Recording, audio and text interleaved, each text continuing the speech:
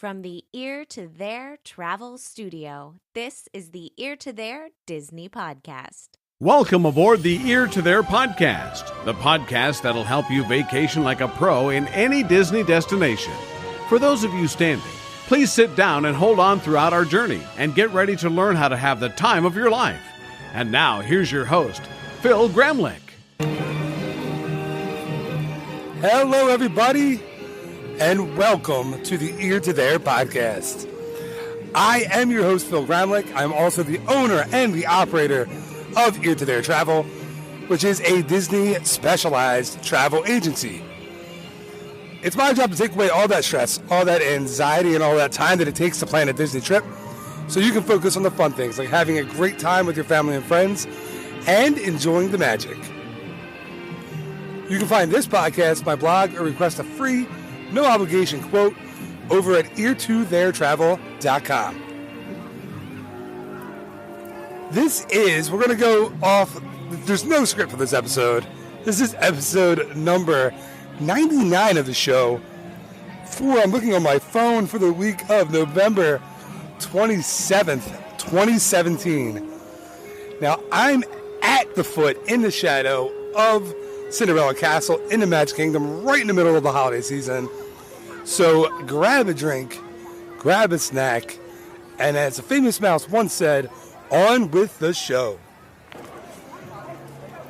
So I just walked my family into the queue for the Many Adventures of Winnie the Pooh, and I'm walking back towards the main entrance of the Magic Kingdom. I'm watching everybody's faces in Town Square. Just amazing, the awe and the excitement that everyone has. Walking in with the Christmas music playing. Right now I'm walking back out to the tunnel. The Christmas decorations, everyone's so excited. Now I'm turning around here inside the Main Street train station here. I'm outside. What I wanted to kind of do with this episode is to put you where I am, give you a little bit of a walking tour of the Magic Kingdom here in late November of 2017. It's all decorated for Christmas. Right now I'm standing outside the train station at the Magic Kingdom looking up, waiting for the train to come by. It's awesome. As I said, I think I mentioned it on Facebook and some other things. My wife took a spill on the way here, somewhere in Virginia, ended up in the emergency room. I had a bunch of podcast recordings scheduled for this week, but her, as luck would have it, her injury did not let us do that. So I figured, why not do a walking tour of Magic Kingdom, and we'll see how it turns out. And just listen and enjoy the sounds and not the sights because you're not here. So how could you enjoy the sights? So right now I'm walking into the tunnel under the railroad station, reading the sign, here you leave today and enter the world of yesterday, tomorrow, and fantasy.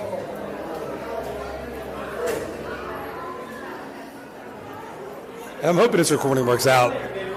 I can't really test it. I have in my headphones. I'm just banking on the fact that this digital recording is going to work. So I've just crossed into the Magic Kingdom in the Town Square, walking past the Main Street Chamber of Commerce and the, I'm losing my mind and not remembering what names they are, the package pickup. To my right is the Town Square Theater featuring Talking Mickey Mouse and Tinkerbell, passing City Hall and Town Square. Everything's decorated. The huge tree is up. All the toy soldiers are out. Off to my left is the car barn with the Main Street trolley ready to go. No trolley show right now, though. So I'm going to try to walk down Main Street and give you some kind of the highlights and the cool things that I see and maybe a couple things that I know. I'll try not to completely geek out on Disney trivia here and Disney, Magic Kingdom tidbits and dates, and I'll do my best to avoid that. But I am crossing over near the Emporium with its proprietor, Osh Popham, who, of course, was played by Burl Ives in the Disney movie Summer Magic. I know that's very exciting for you. I'm passing right now the confectionery with the smells of Main Street USA. Of course, this time of year, you have that candy cane smell not actually from the candy canes that they're making on premises, but from these things that Disney calls smellers. They're little hidden nozzles in the buildings that spray out the smells of the different places as you're walking by, so you can smell them and kind of want to go in and get things. They do the same thing down here at the Disney, the Main Street Bakery. They have the smell of chocolate chip cookies being pumped out into the street through the smellers, even though they are currently not baking chocolate chip cookies at this level of the Magic Kingdom. The kitchens are all underground.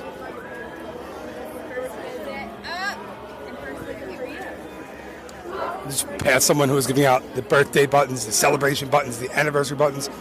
If you are here in Magic Kingdom, make sure you stop by City Hall or stop by one of the attendants and get a button if you're celebrating anything. It's pretty cool to have all the cast members recognize it.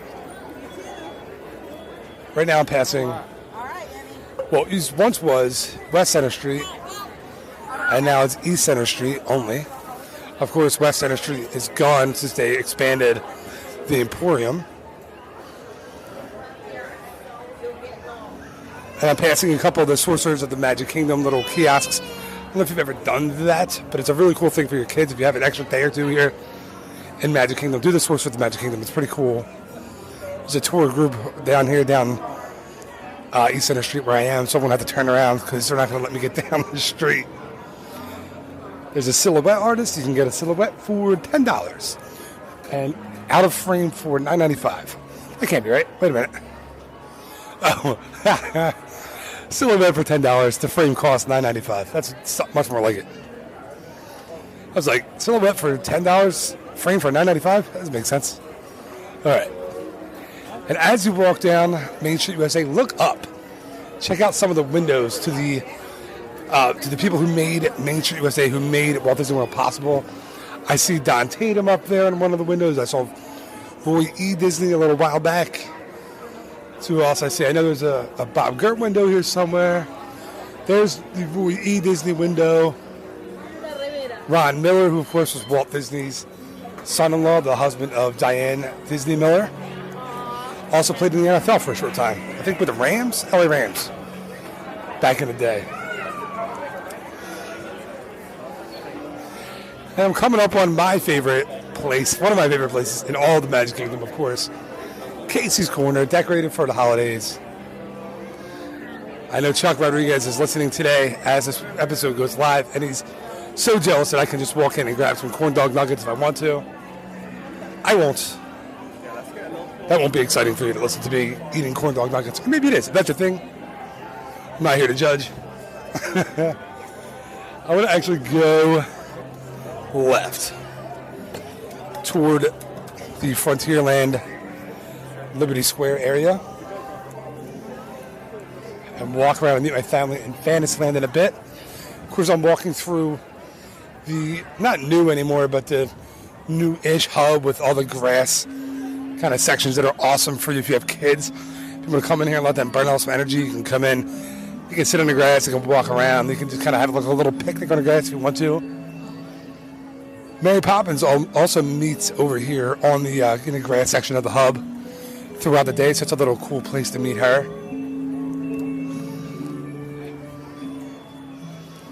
And I head over the bridge here towards, walking towards Cinderella Castle with the hub on my right-hand side, the moat on my left-hand side that's crossing over into Adventureland. And I'm seeing it. Wow, a horse-drawn carriage that I've never seen here before. I want to take a picture of it. Try to add it to the podcast because I've never seen this thing. It's a big,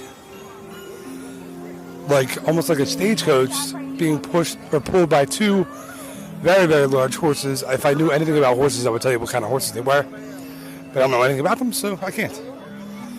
But it is awesome.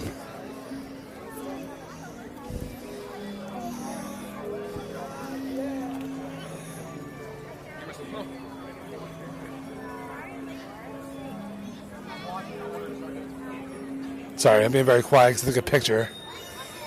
Your World of Happiness, Walt Disney World Company, Main Street USA, is with a blue, very large stagecoach that has on the side of it. It's enormous. I've never seen it before. That's very cool. Okay, you can hear the Christmas music, I'm sure, in the background. As we walk, you're walking with me around the hub. I'm heading into Liberty Square. Did a couple nerdy things about Liberty Square. I can do that. Liberty Square, of course, was inspired by Walt Disney's ideas for both Liberty Street and Edison Square that he was going to put in Disneyland as kind of like parallel streets to Main Street USA. Of course, they didn't work out, and no good idea in Disney ever dies.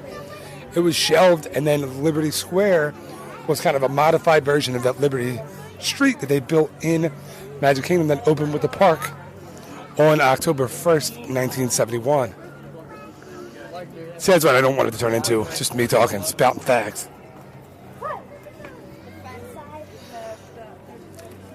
But it's a beautiful day here in Florida.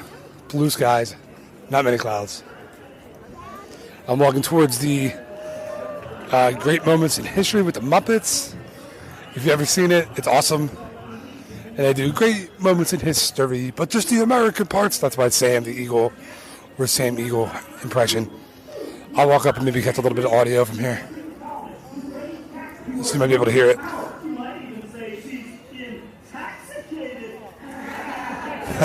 Fozzie with a killer joke. The colonists are angry. We are angry. The colonists are irate. We are irate. The colonists are revolted. We are revolted. And say that again. We are revolted. Love it. Sorry. Okay, it's time to vote. JJ, if you please. Sure. All those in favor of declaring our independence from England and Queen Georgette, say aye. Aye. The ayes have it. Let's declare our independence. Yeah. Queen Georgette, it appears you lose. Wait, what? I lose? Well, sure, Piggy. You see, in the American Revolution, England loses, which means the king or the queen loses. So I'm walking away from the Muppets, Great Moments in History with the Muppets, walking towards Frontierland. One thing about Frontierland in this park is, unlike Disneyland, this is the only land in Magic Kingdom that doesn't have an entrance off of the hub of Main Street USA.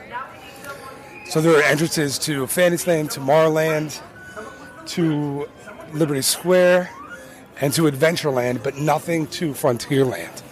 You actually have to either go through Adventureland or go through Liberty Square to get to Frontierland. In Magic Kingdom, of course, in Disneyland, there's like the wooden kind of outpost-looking entrance into the land straight off the left of the hub.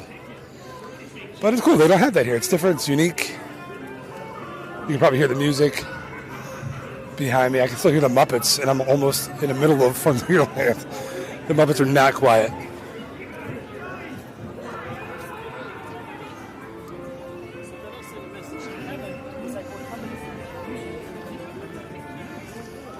Coming up on a Country Bear Jamboree up here on the left-hand side. Of course, another opening day Walt Disney World attraction. They have the Country Bears. I see Liver Lips McGraw outside meeting guests right now, which is cool. I see Big Al up here outside the Frontier Trading Post, which is now mostly, I think, it's the pin trading and novelty store. They used to sell, the coonskin caps and all that, the Davy Crockett stuff, and now it's more of a generic kind of Disney. There's some Frontierland stuff, but just a generic Frontierland store. Up here on the right-hand side, there's another store, Big Al's, that, of course, has Toy Story, Woody, and Jessie dolls because they're, I suppose, Frontierland or Frontierland-ish. And there are some of the coonskin caps still sold outside there at Big Al's. Of course, and the ears and the Christmas ears with the lights that blink, they're very cool.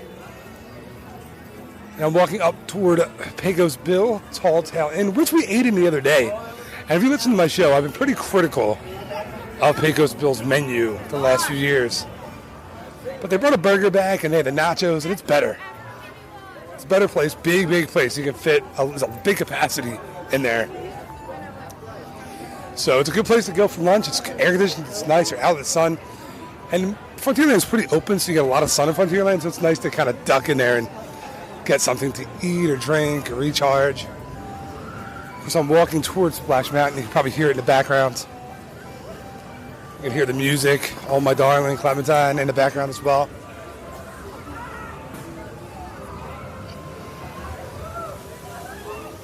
I love standing down at the bottom of Splash Mountain and watching the faces of everyone that come off the attraction.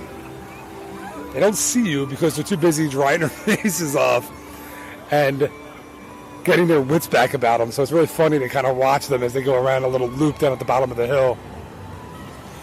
We sat here with my kids the other day for like 10 minutes just watching people's reactions. It's great.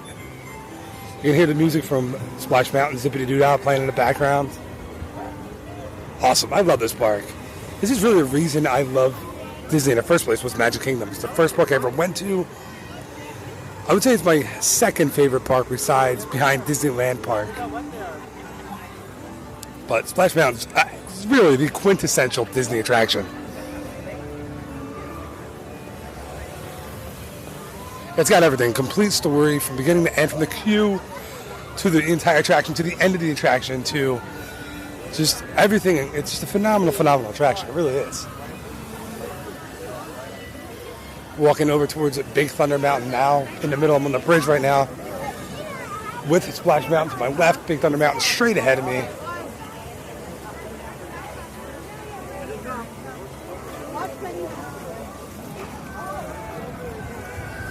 I just watched the log come down.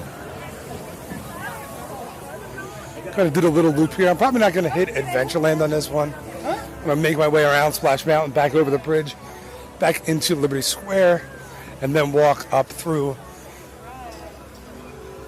I couldn't remember where I was going. Through Fantasyland and then meet my family in Tomorrowland. By the way, this is all being done live. I haven't edited, haven't stopped. So if this is completely horrible, I won't use it, but I'm hoping it's not. So stand by for Big Thunder. About 10:45 in the morning on a Monday. Between New Year's, between Thanksgiving and Christmas is 40 minutes. That's not bad. 40 minutes goes fast in that queue. I can see I'm crossing the bridge back over toward Frontierland from the Splash Mountain, Thunder Mountain area. And I see Tom Sawyer Island on my left. If you haven't been over there to Tom Sawyer Island, that's a good one to go to with your kids. Let them run around, let them burn off some energy. It's a little tough in the summer when it's really hot, but when it's a nice, cool day in the 70s like today, go over there. It's awesome. You can do the Barrel Bridge. You can do Injun Joe's Cave where it's dark and you can scare the heck out of your kids. It's fun.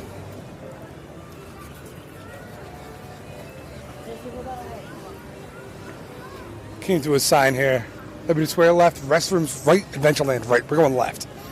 Back out towards Liberty Square. I'm walking along the little bridge that runs along the rivers of America here, kind of like the out of the way little path so you can cut through the crowds. You don't have to worry about the big crowds.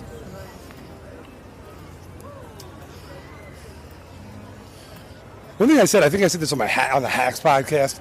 One good way to do Magic Kingdom especially is to ride while people are eating. I know I've said this before. Ride while other guests are eating and eat while other guests are riding. So right now, around 10:45 in the morning where I am right now, it's a good time to ride. Then starting at 11, ride everything in the morning. Then starting at 11, to eat. And starting at 11, then ride. 11 to like 2. And just completely avoid that lunch rush. And it's a weird time to eat, but if you eat in your hotel room before you leave, like right before you leave your hotel room in the morning, you should have no problem waiting for like 1 or 2. Unless you have little kids, and then that could be problematic. Like me. My kids just live on snacks all day here anyway. There's another tip. When you're in a queue, in a line, bring snacks for your kids. We bring snacks, sticker books, activity books, color books, that kind of stuff. We don't let them have, I know I sound like a strict dad, we don't let them have their electronics in the parks ever. They don't need to be on their Kindles. They're going to be in those the whole drive home. Hopefully my wife does not fall and break her nose again. I'm not laughing at her. I'm laughing at the absurdity of it all. So heading back towards Liberty Square, towards the Hall of Presidents, which is still not open, even though rumors have been that it is ready to go. The new president's likeness, his animatronic, is installed. The show has been tested. It is ready. End of November, it's still not up. I heard from others, from some kind of people in the know in the parks, that it was supposed to be up any day. This was a few weeks ago. It looks like Disney might be a little shy to pull the trigger on the Hall of Presidents right now. I get it. It's a little polarizing.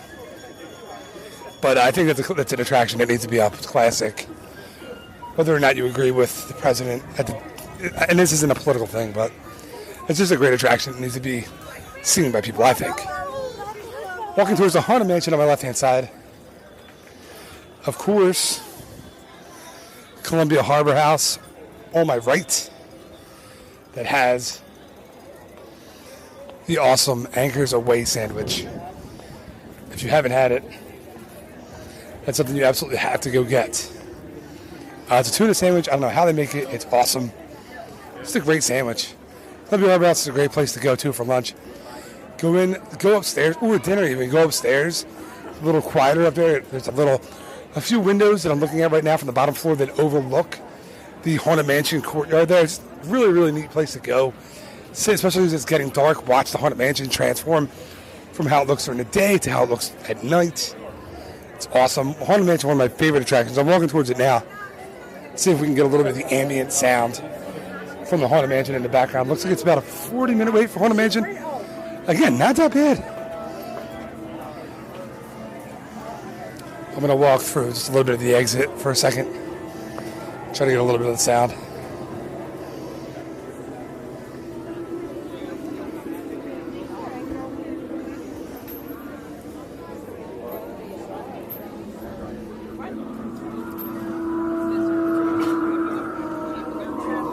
Make you feel like you're right here, right? You're right here with me.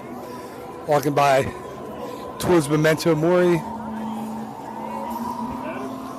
One cool thing I really like about Liberty Square, besides the path that runs in the middle of the red sidewalk that indicates that, of course, there were no running toilets or running water in colonial days. So what did they do with their waste from their houses? Well, they threw it right out in the middle of the street. And that is what the brown path represents here on Liberty Square. But like at Columbia Harbor House, they have a sign. Let's see where it is. Outside, when you go towards the Fantasyland side of Columbia Harbor House, there aren't any words on the sign, for Columbia Harbor House. It's just a big sign with a chicken and a fish. And of course, we're going towards medieval kind of times with the medieval tents in Fantasyland. And there wouldn't be, people wouldn't, in that era, wouldn't be literate. They wouldn't be able to read. So the outside sign of the chicken and the fish would let you know exactly what the traveler know exactly what was being sold inside that establishment. See that? Another nerdy fact for you. Walking past the extended queue for Peter Pan's flight. Doesn't look very full. I wonder if it's down. Of course, there's the Rapunzel bathrooms on my left-hand side. Does anyone else wonder why Rapunzel isn't better represented? She's got a meet and greet and a bathroom. That's it. It's a great movie, great character. And I want to walk through so you can hear the music. But yeah, meet and greet, bathroom. And the meet and greets, the bathroom's so well done. You think there would be an attraction in here when you first walk through, but nope. Just a couple of restrooms. Some hidden Pascals around, or friends of Pascal, I guess. You can hear the music. I love it. My kids love this movie. You feel like you're in the movie, and when you walk through this section, even though it's only restrooms, you feel like you're smack dab in the middle of the festival when Rapunzel and Flynn Rider get there and they're dancing, and the little girls put her hair up, and it just feels like that. It's so cool, so well done. But again, restrooms. I wonder if, like in Wreck-It Ralph, there's going to be like a thing, the new Wreck-It Ralph, where she complains that she has restrooms in the parks. Cinderella has a castle. Sleeping Beauty has a castle on the West Coast.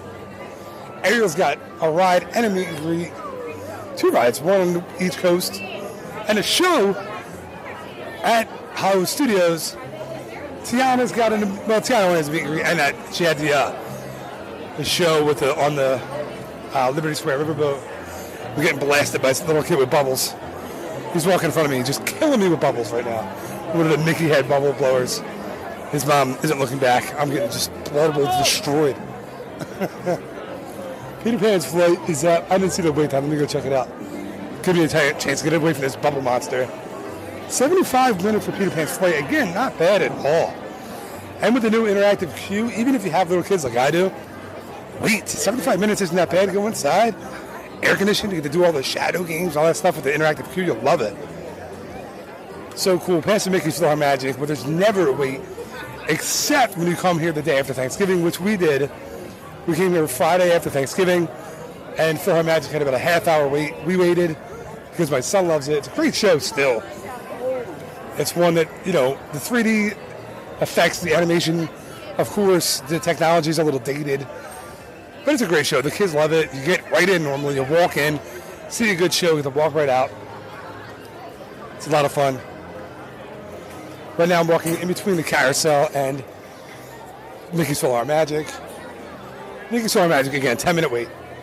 Around 11 a.m. No wait at all. 10 of 11.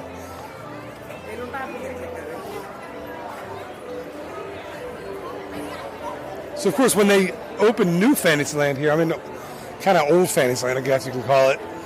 When they opened new Fantasyland, they moved Dumbo from its old location back in the middle of Fantasyland here over to new Fantasyland and Storybook Circus. Added a second Dumbo. Another little tip for you. If you haven't been on Dumbo, you don't have to wait in line. You go in and get a pager, and it buzzes when it's your turn to ride. You sit inside with your kids and wait. It's fantastic. You wonder why Disney hasn't put in more attractions like that where you just kind of can sit and wait. 55-minute wait for standby for Princess Elena and Cinderella. 60-minute wait for Tiana and Rapunzel. So as much as Rapunzel doesn't have a lot of representation in the park, she does have a long wait today. 60 minutes is a while. So I'm waiting on my family to get back to me. I'm still walking around. They have not gotten off of Winnie the Pooh yet. So I'm going to walk over towards New Fantasyland so you can hear a little bit of the music over there. Check it out. We have Fast Passes later on today for Under the Sea and for Enchanted Tales with Belle. Both are favorites of mine, of course, favorites of my kids, my girls especially. Love that. Seven Dwarfs Mine Train is up and running. The line is not as long as I would expect that to be either, so I thought we'd have a super long wait for a lot of things today. Maybe we won't. Let's see. Dum-dum-dum. Let's see what the wait is for Seven Dwarfs Mine Train, which we do not have a fast pass for today. Here around 11 a.m. It is 90 minutes. 90 minutes. So that's not something we'll be waiting for today. As we walk past, my kids will be looking at it and I'll be like, it's closed! As the mine trains roll by. It's not open today.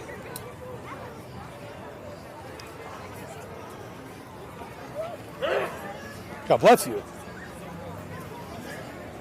Walking past Enchanted Tales with Belle now, like I said, we have the fast pass for that. We're here with my parents. They haven't gotten to do that one, so that's really cool. I'm excited for them to do it. It's got a 30-minute wait. That's not bad. 30 minutes. Enchanted Tales with Belle. Walking past Be Our Guest. Of course, I've been trying to get a reservation to Be Our Guest. I didn't have one, so we've been trying to get one for the last few days with no luck. So I will keep trying until around dinner time tonight because I would love to eat there on our last night here. It's a great meal for me. I know a lot of people think it's overrated. I don't. I really enjoy it. One cool thing outside the walkway of to Be Our Guest, across before you get to the drawbridge, is in the stones you'll see a hidden Oswald the Lucky Rabbit in the stones there. There's also another hidden Oswald on Seven Dwarfs Mine Train inside the show building. As you're climbing up the lift hill on your left-hand side, you'll see Oswald and a little piece of woodwork in there. So that's pretty cool. They're the two hidden Oswalds that I know of in Walt Disney World. I don't know if there are any more. I don't think there are. We're passing over toward Gaston's Tavern in New Fantasyland, of course, with the statue with him and LeFou. Gonna walk over and see if Gaston is out meeting guests. Maybe we can do a little bit of that.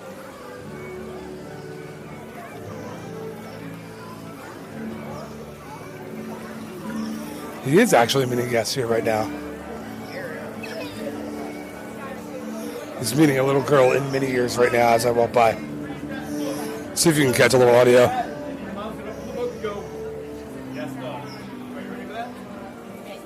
You want to say, just it rings off your tongue so nice.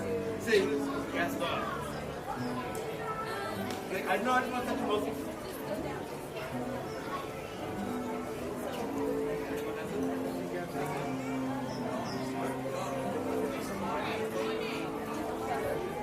Hold on to this.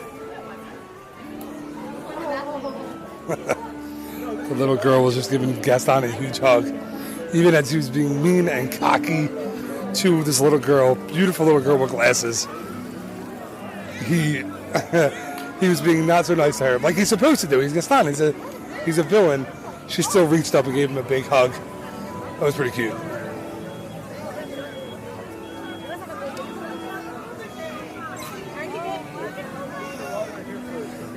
See a gentleman taking a picture with an iPad.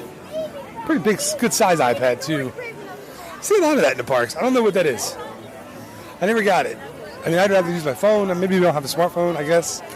Maybe your iPad takes better pictures. Seems to me that's a lot of trouble from lugging around an iPad through Magic Kingdom all day. It's like lugging around my laptop.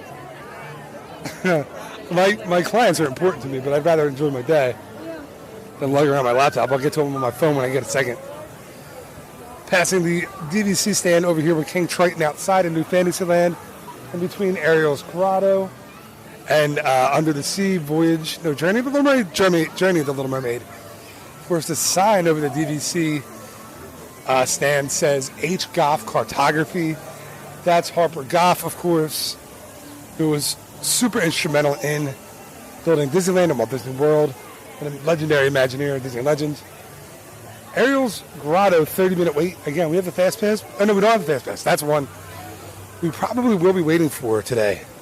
Trying to bang out all the kids' favorites as we're on our last day in the park. And here's the second part of New Fantasyland that I'm walking toward right now. It's Storybook Circus. Again, if you haven't been here since New Fantasyland debuted, it's something really, really neat to come and see. It's completely different. You won't even recognize the Magic Kingdom if it's been that long since you've been here. And, of course, to the right of the dueling Dumbos, as I like to call them, is a snack cart with Mickey pretzels. Well, there's a popcorn cart there, and then there's a cart with Mickey pretzels with the cheese. So you got to do that. Got to go cheese. You're getting a Mickey pretzel, dip to dip, plastic cheese. You got to go with that. It's very good. Again, Dueling Dumbos is here. The Barnstormer is here. And the Casey Jr. Soak and Splash, I forget the name of it, but the Casey Jr. water play area for kids. We let our kids go in. It's a little chilly today. It's going to be only in the 70s. I think today we'll skip it. But they love it. You can also go to Pete's Silly Sideshow over here, which has meet and greets. Not with Pete, which confuses my kids still to this day, but meet and greets with Goofy and Donald and Minnie and Daisy. I don't think there are fast passes. I'm pretty sure there aren't. No, there aren't fast passes for this one. They just kind of wait in line and meet those characters. They're in their circus kind of attire. Again, it's never really a super long wait to meet them over here. So I'm actually not going to walk all the way down that section because I'm getting the phone call. Hello, you're out? All right, I'm heading your way. I'll be with you. I'll meet you at the shoulders in like 2 minutes. I'll meet you at the shoulders in like 2 minutes. Where are you guys heading? Where are you heading? All right, I'm passing like Little Mermaid, so I'm coming back your way. All right, bye. So I just got the call from my wife. They're finished with their Winnie the Pooh ride for the day. So that is going to, unfortunately, cut the tour a little bit short today. I'm excited. I hope this turns out because it was a lot of fun to walk around and just kind of talk Magic Kingdom, and hope you can hear Here Comes Seven Dwarfs Mine Train. Listen, you can kind of hear them ripping by. So I hope you enjoyed the episode. I hope I can use the episode. Like most of the stuff, if I feel like it's not good, I won't put it out. Maybe later I'll release it as like a bonus kind of episode for some reason. But thank you again for listening. Again, it's a lot of fun for me to just walk around Magic Kingdom. People think I'm crazy. I'm walking around with a microphone. People think I'm nuts. But I'm not nuts. Just trying to get a little bit of an episode done with a tough vacation week. So, until next time, thank you again. It's weird to do it from the park, I gotta be honest with you. Thank you again so much for listening. Have a phenomenal week. I look forward to talking to you next week for episode number 100, believe it or not, of the show. It's going to be a great episode. We're going to have lots of guests, lots of phone calls, your phone calls, questions for Bob Gurr, all kinds of stuff. So I'll see you on episode 100.